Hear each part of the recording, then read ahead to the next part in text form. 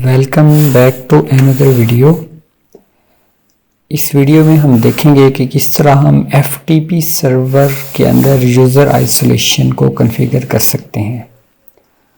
तो इसके लिए सबसे पहले हम एक FTP सर्वर कॉन्फ़िगर कर लेते हैं। तो हम इस FTP सर्वर को एक नाम दे देते हैं FTP सर्वर का, और यहाँ पे हम एक फ़िज़िकल पाथ यानी कि जो कि आपका हार्ड ड्राइव का पाथ होगा वो हम दे देंगे। तो इसके लिए हम अपनी सी ड्राइव में एक न्यू फोल्डर क्रिएट कर लेते हैं और इसको हम क्रिएट करने के बाद FTP का नाम दे देते हैं। अभी हमारा पाथ सेलेक्ट हो गया है और अब हम इसमें अपना IP एड्रेस जो कि इस PC का IP एड्रेस होगा जिसके ऊपर हम FTP सर्वर कॉन्फ़िगर कर रहे हैं वो सेट कर देते हैं। तो इसके लिए हमने कमांड प्रॉम्प्ट के अंदर ipconfig की कमांड चला के हम अपना एड्रेस कॉपी कर लेते हैं और ये एड्रेस हम यहाँ पे लिख देते हैं। अभी हम एक बेसिक सा FTP सर्वर कॉन्फ़िगर करने जा रहे हैं, तो हम ऑल यूज़र को ही एक्सेस दे देते हैं। तो यह हमारा एक FTP सर्वर जो है वो कॉन्फ़िगर हो चुका है। अब हम इसको चेक कर लेते हैं कि क्या हमारा FTP सर्वर कॉन्फ़िगर हो गया या नहीं। तो इसके लिए आपने फाइल एक्सप्लोरर में जाके FTP सर्वर को ओपन करके चेक कर लेना है। तो हम IP एड्रेस कॉलन उसका जो पोर्ट एड्रेस डाल के एंटर करेंगे तो हमें पता चल जाएगा कि हमारा FTP सर्वर कॉन्फ़िगर हो गया या नहीं। तो हमारा FTP सर्वर तो कॉन्फ़िगर हो गया है। इसके बाद हम जो है वो इसके अंदर यूज़र्स ऐड करते हैं। यूज़र ऐड करने के लिए हम कंप्यूटर मैनेजमेंट में चले जाते हैं और यहाँ पे हम बेसिकली जाएंगे लोकल यूज़र्स एंड ग्रुप्स में। तो हम यूज़र में आके यहाँ पे दो यूज़र ऐड करेंगे, यूज़र 1 और यूज़र 2। तो बेसिकली इसका मकसद ये होगा कि जो यूज़र 1 होगा वो यूज़र 2 के डाटा को एक्सेस नहीं कर सकता और जो यूज़र 2 होगा वो यूज़र 1 के डाटा को एक्सेस नहीं कर सकता। तो यूज़र आइसोलेशन का मकसद ये है।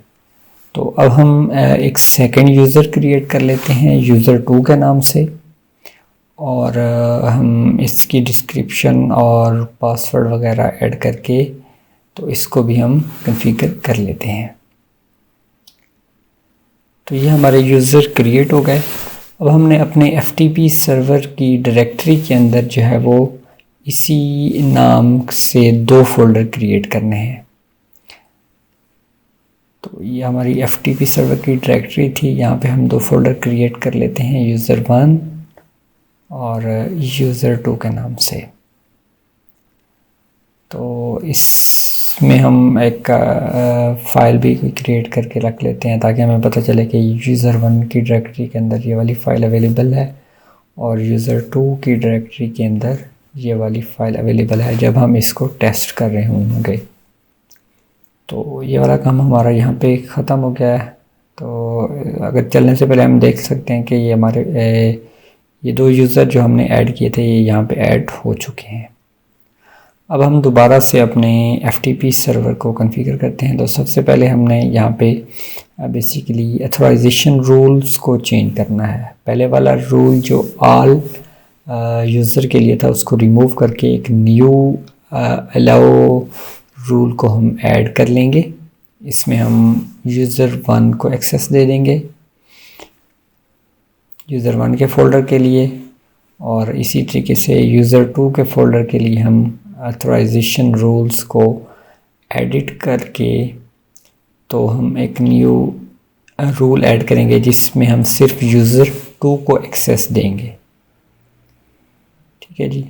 अब हमने यूज़र 1 और यूज़र 2 को यहाँ पे एक्सेस तो दे दी है लेकिन हमने इनको सिक्योरिटी सेटिंग्स में ऐड नहीं किया।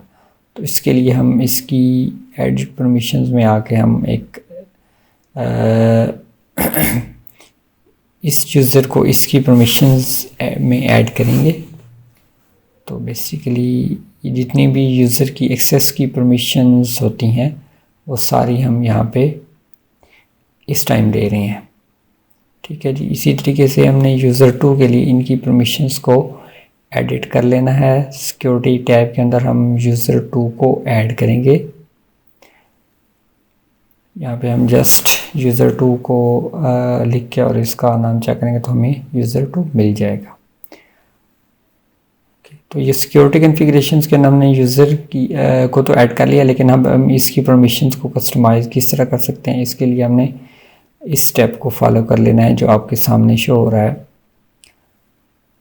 ठीक है जी। यहाँ पे हम एडवांस परमिशन में फॉर एग्जांपल हम चाहते हैं कि ये डिलीट ना कर सके, जब एक यूज़र एक दफ़ा फाइल ऐड कर ले तो हम वो भी कर सकते हैं। इसी तरीके से हम यूज़र 2 में भी सेम सेटिंग्स रख के तो हम चेक कर सकते हैं कि जो यूज़र 2 है वो भी सिर्फ जो है वो डिलीट ना कर सके, बाकी सारे काम कर सके।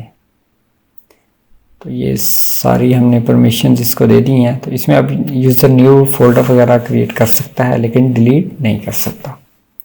तो अब हम चेक कर लेते हैं कि क्या हमारा यूज़र 1 जो है वो यूज़र 2 के फ़ोल्डर को एक्सेस कर सकता है या नहीं। तो यूज़र 2 जो है वो यूज़र 1 के फ़ोल्डर को तो एक्सेस नहीं कर सकता, अपने फ़ोल्डर को ही एक्सेस कर सकता है। इसी तरीके से अब हम जो है वो यूज़र 1 को लॉगिन करके चेक करते हैं कि क्या इसका स्टेटस क्या है। तो इसमें हम अब यूज़र 1 को लॉगिन करेंगे और अब हम देख सकते हैं कि हमारा यूज़र 1 का फ़ोल्डर एक्सेस हो रहा है लेकिन यूज़र 2 का फ़ोल्डर एक्सेस नहीं हो रहा। अगर आपको ये वीडियो पसंद आई है इसको लाइक करें, शेयर करें, हमारे चैनल को सब्सक्राइब करें। अल्लाह हाफिज़।